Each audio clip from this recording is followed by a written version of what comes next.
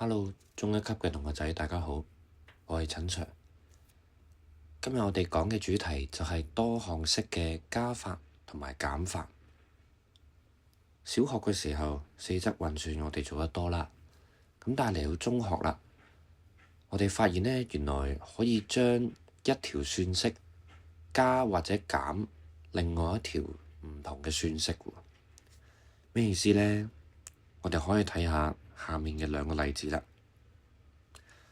3x 加 y 係第一條嘅多項式啦。3y 加 x，3y 加 5x 就係第二條嘅多項式啦。原來除咗普通一個單項式可以做加減之外呢，多項式同埋多項式之間呢都係可以做加減嘅。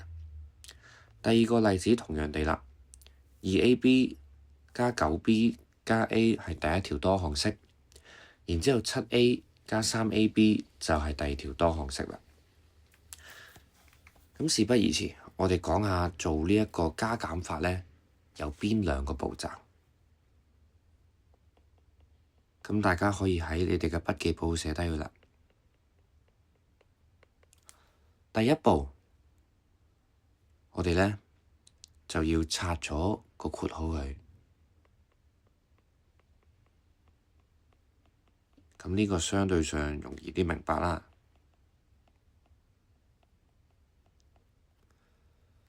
咁小心啲就係，如果括號前面係負號嘅話呢，後面嘅正負號呢就要調返轉啦。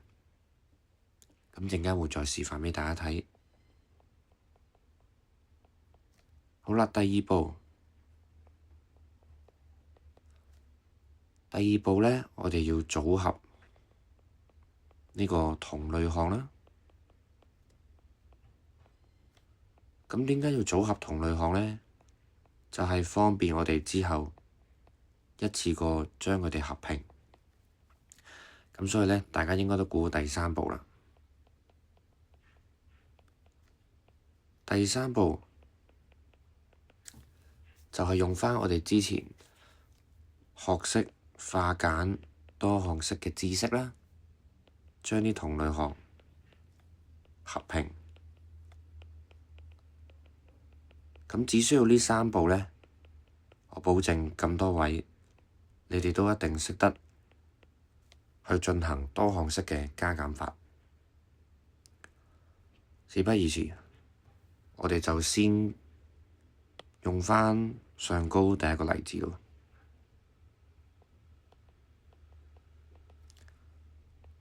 咁第一步當然係照抄返個題目啦，3x 加 y 再減 3y 加 5x。好啦，第一步拆括號，咁其實要點呢？前面因為前面個括號呢冇負數啦，冇負號，所以唔需要改任何嘢。咁但係到後面要小心啲啦，加 5x， 佢會拆咗出嚟之後呢，因為前面嗰個係負號嚟嘅。好啦，前面嗰個負號係咩意思呢？我哋就要將入面個正號呢變咗個負數咯，負 5x。咁喺度呢，就要用返一個數學嘅定律咧，嚟同大家解釋點解嘅。咁呢個定律呢，我哋叫乘法分配法則。其實講啲咩嘅呢？咁當我而家有三個未知數 A 乘括號 B 加 C， 咁我哋嘅乘法係點做嘅呢？原來括號嘅乘法係會先將外面嘅數字乘括號面第一個數啦，然之後乘第二個數，如此類推嘅。咁所以我哋就話呢個計法呢，A 括號 B 加 C 刪括號，其實就係等於 AB 加 AC 啦。咁如果用翻頭先個例子，其實係咩意思咧？當我出面有個負數，咁所謂嘅負號咧，其實即係負1嘅意思。好啦，咁我入面如果有個 y 加 x，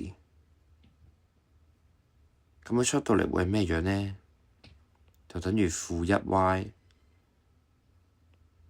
再加負 x，亦即係負 x 啦。咁呢一個咧就解釋到點解我哋話括號出面只要有負號嘅存在咧，入面嘅加號同減號都要調翻轉啦。好啦，咁我哋完成咗拆括號嘅第一步咯喎，第二步就係要組合同類項。咁我哋見到咩同類項咧？咁呢個就好容易睇啦，有 x 同埋 y 啦，係咪？咁我哋就將佢組合埋一齊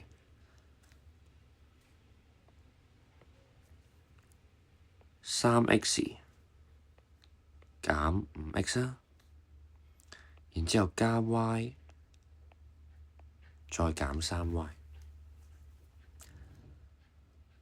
咁我哋會得出啲咩答案咧？就係-2x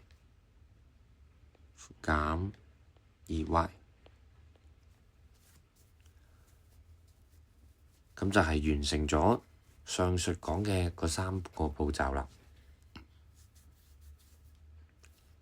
好，事不宜遲，我哋做多一條例題。咁如果同學仔有需要咧，其實你哋係可以喺筆記簿度咧用熒光筆啦，或者用其他顏色筆咧，總之就係用同一隻顏色標示翻同一組嘅同類項。例如話 x 嘅用黃色筆間低，y 嘅同類項就用綠色筆間低啦。好，咁而家揾第二個例子畀大家啦。3a 加7b 加5，今次我哋咧就將啲同類項加入嚟咯。減 3b 括號 3b，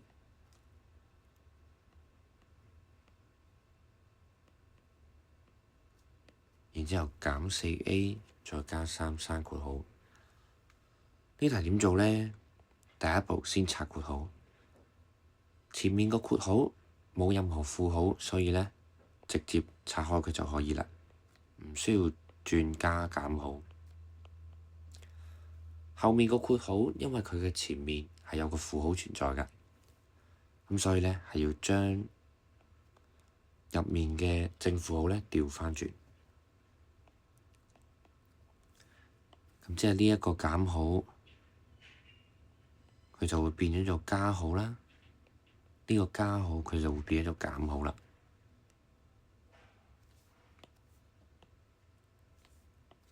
OK，我哋先寫咗下低嗰條式，負得正變咗加 4a， 負正得負，所以就變咗減3。OK，咁樣寫。好啦，下一步揾同類項。咁有邊3組同類項咧？A 項啦、B 項啦，同埋常數項。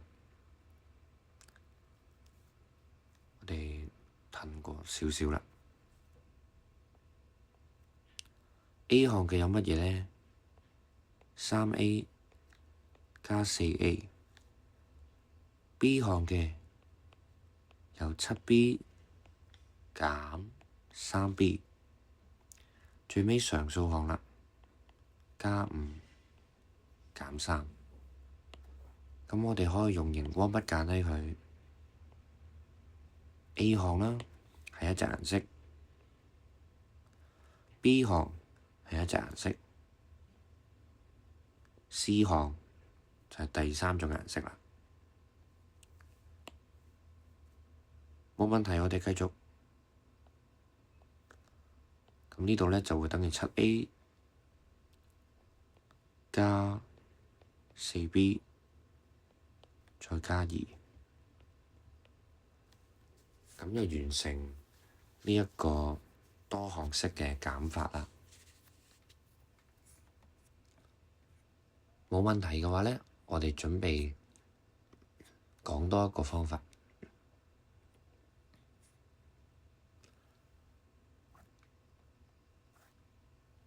咁頭先我哋係用橫式嚟做呢個加減法啦。咁原來多項式咧都可以寫直式嘅喎。咩意思咧？而家示範畀大家睇。咁假設我哋完成咗分類同類項呢個動作，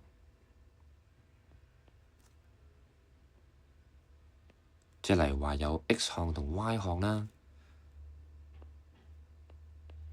咁我哋係可以將佢好似平時計直式嘅時候咁樣寫出嚟㗎。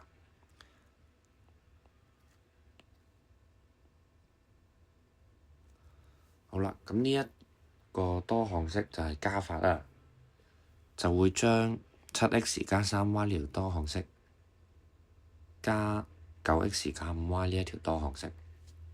咁點做咧？垂直咁計嘅啫，7x 加9x，即係16x，然之後加3y 減5y，即係減2y啦。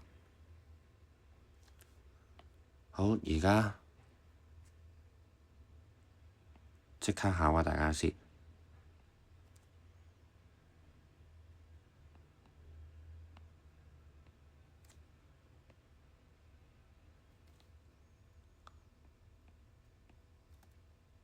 咁大家跟住寫低呢條題目，睇下你識唔識做啦。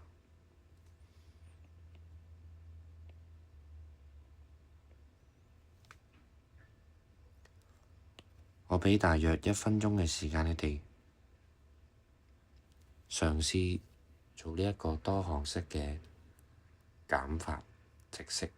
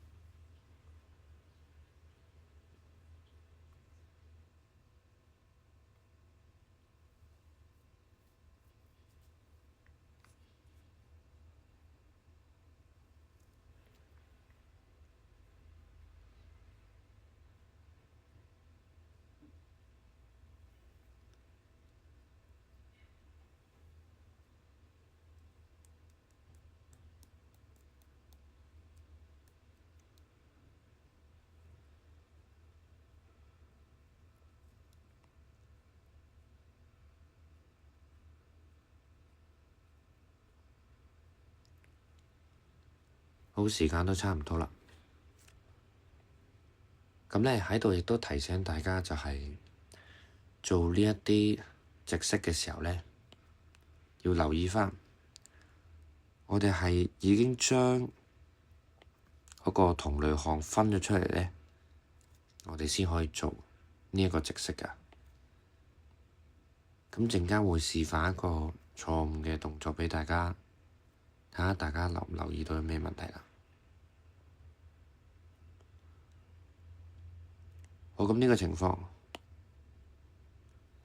我哋先計 y， 咁見到啦係減數，所以係正3減10，即係-7y， 加7a 減8a， 即係減 a， 然之後-9加14，即係正5。好啦，有咩錯誤示範呢？咁就當而家有一條題目，我哋又寫出嚟啦。3a 加2b 加1，然之後減 6b 加 2a 再減3。好啦，咁就當你記得呢一個直式嘅樣，然之後好想即刻用直式。咁如果就咁寫出嚟，會發生咩事呢？我哋按翻個次序嚟寫啦。3a 加 2b 加1 6b 加 2a 減3。好啦，聰明嘅你或者已經留意到係咩問題啦？冇錯啦，我哋發現呢個位置就係 A 同 B 呢兩個異類項啊，佢哋都唔係同類項嘅時候，做乜嘢會擺咗做同一個直項呢？喺呢個情況，我哋根本計唔到㗎。咁即係呢個係未組合同類項，你計出嚟嘅數字呢，一定係錯㗎。只有當每一個直項，每一條打直嘅項都係同一個同類項嘅時候呢，我哋先至可以做到呢一個算式㗎。咁我哋做返個正確嘅版本，調一調次序，上高唔使調啦，要調嘅就係下低嗰條多項式。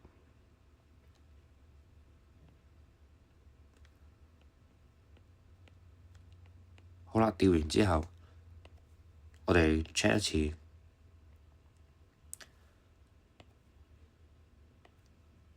A、B， 寫錯咗個數字啊，同埋常數項。好啦，咁呢個情況呢，我哋就可以計啦。3a 減 2a， 即係 a 啦。2b 減 6b， 即係減 4b。最尾加1減3，即係-2啦。好，咁去到呢一度呢，基本上大家就已經掌握咗多項式加減法，其實係可以用直式啦，同埋橫式呢嚟解決嘅。咁亦都再提多一次大家啦，記住呢3步，每一步都好重要。第一步，拆括號，拆括號嘅時候，留意返個正號同負號需唔需要調轉。如果括號前面有個負號嘅，咁括號入面正負號就需要調轉啦。第二步同第3步，組合同類項啦，同埋合併同類項都係咁重要㗎。